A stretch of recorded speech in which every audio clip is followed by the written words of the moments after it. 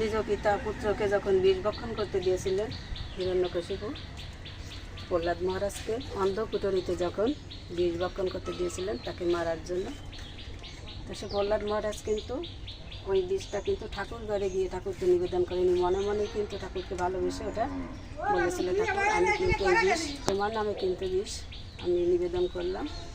তো সেইভাবে কিন্তু প্রহ্লাদ মহারাজ ওই বিষক্রিয়া থেকে বেঁচে যায়। তো কথা হচ্ছে একটাই যে ভক্তি আর রান্না দুটোই কিন্তু ধৈর্য আর ভালোবাসার উপর নির্ভর।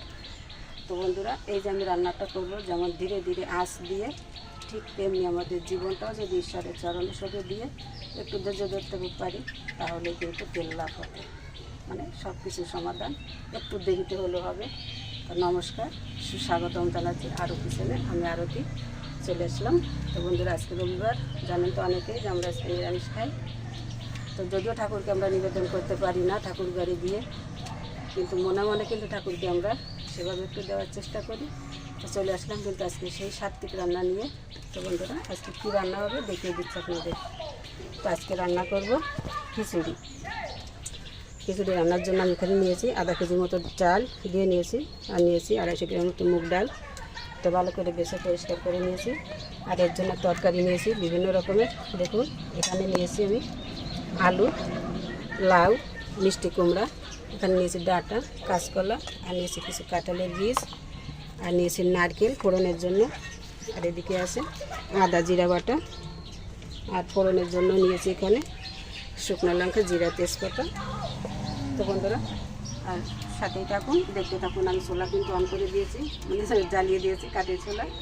তো বন্ধুরা, আমি প্রথমে ডালগুলো ভেজে নেবো। আর হাঁড়িতে কিন্তু হালকা একটু জল দিয়ে রেখেছি, আমি ডালগুলো ভেজে হাঁড়িতে দিয়ে নেব।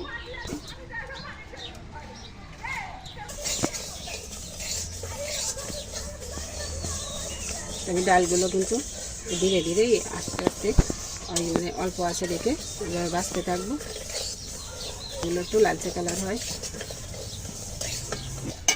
না।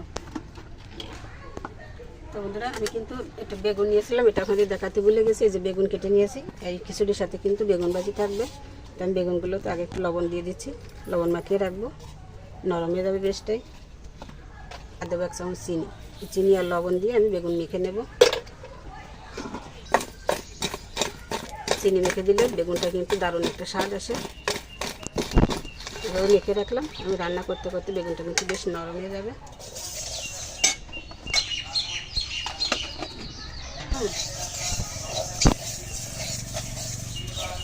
তো কথা বলতে বলতে বেগুনটি ডাল কিন্তু সুন্দর করে ভেজে নিলাম। দেখুন, এখন এই ডাল আমি এখানে হাঁড়িতে গরম জলের ভিতর দিয়ে দেবো। তো ডাল সিদ্ধ হতে হতে আমি সব তরকারিগুলো কিন্তু সুন্দর করে আগে ভেজে নেব। তো কড়াইতে তেল দিয়েছি, তেল তো গরম হয়ে গেছে। এখন আলুগুলো আগে দিয়ে দিচ্ছি, সুন্দর করে ভেজে নিলাম। এখন দিয়ে দিচ্ছি কাঁঠালের বিচিগুলো। সাথে তরকারি বেশি হলে কিন্তু খুবইটা বেশি ভালো হয়। তো ওই যে ফুটতে শুরু করেছে, মুখটা হালকা ফাঁকা করে দিয়ে উপরে ডাটা আলুকে ভালো করে ভেজে নিলাম। এখন দিয়ে দিচ্ছি লাউ করে ভেজে নিলাম। এখন দিয়ে দিচ্ছি মিষ্টি কুমড়া, তরকারির সাথে একটু লবণ দিয়ে দিচ্ছি, 1 চামচ হলুদ। তরকারি কিন্তু সুন্দর করে কষানো হয়ে গেল সব কিছু দিয়ে। এখন কাঁচা লঙ্কা দিয়ে দিচ্ছি, কলা করে একটু ভেজে নেবো সব কিছু দিয়ে।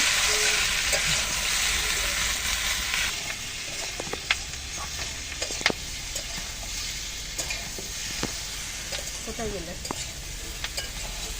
আছি এখানে, কত সময় লাগতে পারে? 1 ঘন্টা ধরো। এখনো 1 ঘন্টা? বললাম না সে কথা প্রথমে, রান্না হচ্ছে একটা ধৈর্যের ব্যাপার, আর ভক্তি করাও কিন্তু অনেকটা ধৈর্যের ব্যাপার। ভক্তি 1 দিন 2 দিন করলাম, করে মাত্র বললাম না আমি ভগবানের পুজো করি, আমি আল্লাহকে ডাকি, আমার কোনো কাজে আসে না, কথাটা বলা সম্পূর্ণ ভুল।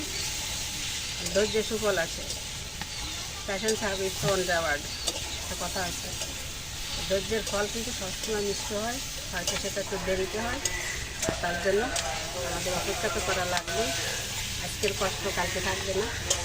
তাই যদি হতো আর তাই যদি না হতো তাহলে কিন্তু এত বড় মূল্যবান কথা ভগবান শ্রীকৃষ্ণ গীতার মধ্যেও রাখতেন না।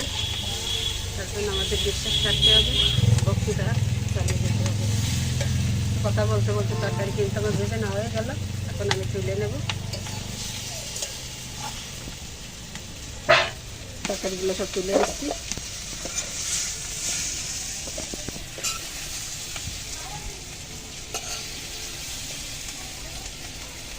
তরকারিতে ভেজে তুলে নিলাম। এখন আমি কড়াইতে কিন্তু জল দিই, আর এই গরম দেবো, এই কারণে একটু জলটা গরম করে নেবো আগে।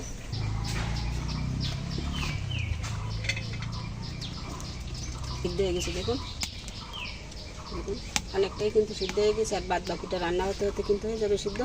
এখন আমি গরম জল দিয়ে দেবো, চাইলেও দিয়ে দেবো। দেখেছি এখন জলটাকে কিন্তু ধোয়া উঠছে, যথেষ্ট গরম হয়ে গেছে। তো দিয়ে দিলাম গরম জল, কড়াইতে কিন্তু আরেকটু জল দিলাম, যদি লাগে প্রয়োজন আবার দেবো, এই কারণে দিয়ে দিচ্ছি। আমি লবণ আর চিনি মেখেছিলাম বেগুনে, দেখুন বেগুন থেকে কতটা জল বেরিয়েছে। মেখে দিচ্ছি, ওখানে আমি হালকা একটু দিয়ে দিচ্ছি লঙ্কার গুঁড়ি। তরকারি সে ডাল আর চালে জাল আসতে আসতে আমি কিন্তু বেগুনটা ভাজি করে নেব। দিচ্ছি হলুদ। একভাবে ভেজে খেয়েছে, এভাবে একটু করে খেয়ে দেখতে পারেন, আশা করি ভালো লাগবে। ভাজি করার জন্য কড়াইতে তেল দিয়েছি, তেল তো গরম হয়ে গেছে। এখন দিয়ে দিচ্ছি বেগুনগুলো।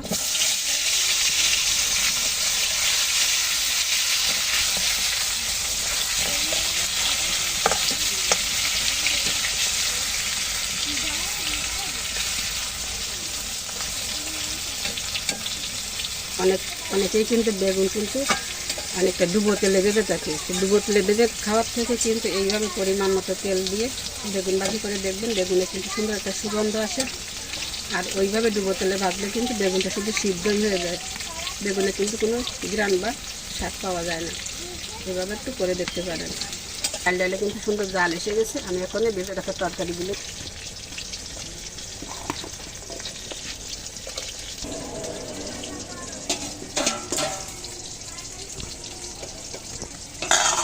বেগুনগুলো আমি এখানে উঠিয়ে দিচ্ছি।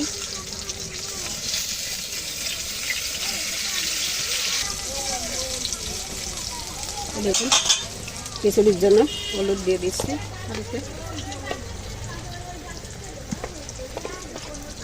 আর এক চামচ দিয়ে দিলাম। কিছু পরিমাণ মতো লবণ, লবণটা আমি তরকারির সাথে একটু দিয়েছিলাম, পরিমাণটা সেইভাবে বুঝে দিতে হবে।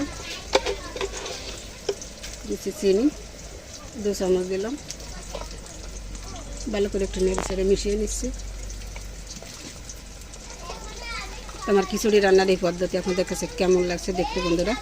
আপনাদের মনে যদি একটু জায়গা দেয় আমার এই রান্নার রেসিপিগুলো, তো সাবস্ক্রাইব করবেন চ্যানেলটিকে, আর আমাদের পাশে থাকবেন, দেখতে থাকবেন এভাবে আমাদের নিত্য নতুন ঘরোয়া রান্নার টিপসগুলো।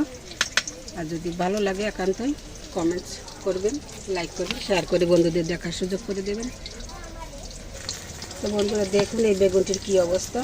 এর জন্য বেগুন কিন্তু বাঁচতে গেলে সবসময়ের জন্য কিন্তু এই ভিতটা মানে এই খোসা যে ভিতরে থাকে এই ভিতটা দিতে হয়, তা না হলে কিন্তু এইভাবে আগে দিলে কিন্তু এই যে দেখুন আগে আমার এই ফার্স্টটা দেওয়া হয়ে গেছে, আর এইভাবে দেওয়ার সাথে কিন্তু কুলি পিঠার মতো ফুলে উঠে গেছে, দেখুন ফেটেও গেছে রাগের জন্য। রাগের থেকে ফুলে গেছে ঠিকভাবে দেখে। তো বেগুন তো ভালো করে ভেজে নিলাম, এখন ফুলে নিচ্ছি।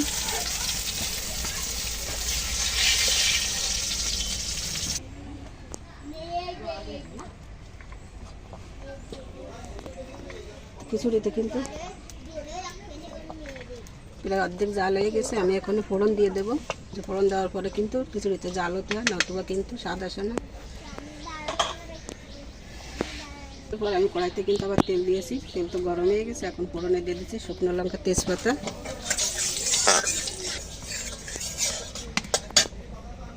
দিচ্ছি গোটা জিরা,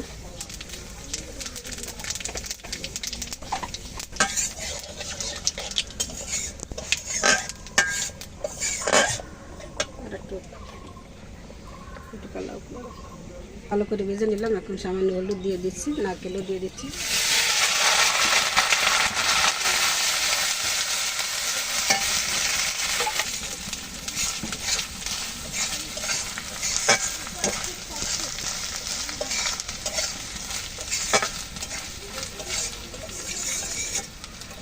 নারকেল সুন্দর করে একটু লালচে করে ভেজে নেবে নারকেল, যেহেতু ফোড়নের নারকেল অতিরিক্ত ভাজা হয়ে গেলে কিন্তু ডাল তরকারি বা যাতেই দেওয়া হয় না কেন ওটা তো আবার বেশ মানে সাথে হয়ে যায়।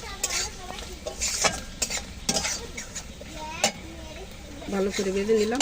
এখন দিয়ে দিচ্ছি আমি একটু জিরা বাটা 1 চামচ, দিচ্ছি আদা বাটা 1 চামচ, আর হালকা দিয়ে দিলাম 1 চামচের মতো লঙ্কার গুঁড়ি। ভেজে নেব।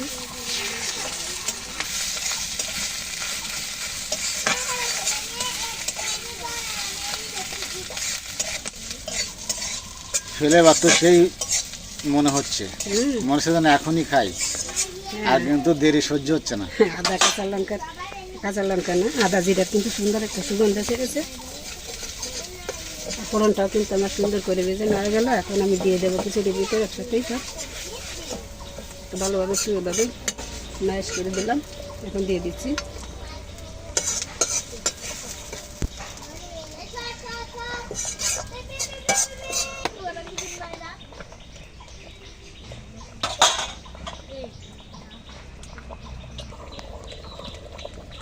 খিচুড়ি রান্না কিন্তু প্রায় হয়ে গেল। নতুন ঘনত্বটাও কিন্তু এসে গেছে, চালে ডালে কিন্তু সুন্দর মিশে গেছে। আমি এখন সবশেষে একটু বাদা জিরার গুঁড়ি দিয়ে দেবো, 1 চামচ দিয়ে দিলাম, আর 1 চামচ দিচ্ছি। ভালো করে একটু মিশিয়ে নেব।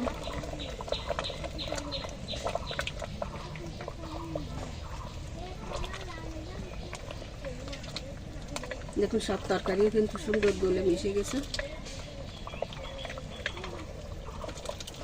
রান্না কিন্তু হয়ে গেল। তো বন্ধুরা, নিজে রান্না করে বলতে নেই, তবুও কিন্তু আমার বলতে হচ্ছে, রান্নার থেকে কিন্তু সুন্দর একটা সুগন্ধ ছেড়েছে। তো এই রান্না আপনাদের কাছে যদি ভালো লাগে একবার এইভাবে একটু বাসায় ট্রাই করবেন, আর কমেন্টসে আমাকে জানাবেন কেমন হয়েছিল খেতে। তো বন্ধুরা, আমি এখন নামিয়ে নিচ্ছি প্লেটে। অসাধারণ অসাধারণ, দেখুন কালারে কিন্তু বোঝা যায়। ফ্লেভারও তো সেই ফ্লেভার। ওয়াও, একটু পাতলা দেখা যাচ্ছে, এটা কিন্তু অনেকটাই টেনে যাবে নামালে পরে, একটু ঠান্ডা হয়ে গেলে।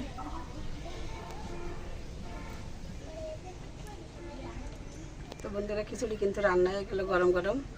এই যে প্লেটও কিন্তু গুছিয়ে নিয়েছি, গামলায় নিয়েছি। তো আসুন সবাই মিলে একসাথে আমরা খেয়ে নিই।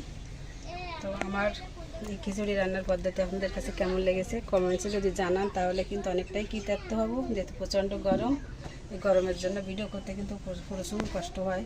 আর ভিডিওটা কিন্তু একমাত্র আপনাদের শুধু বিনোদন দেওয়ার জন্যই।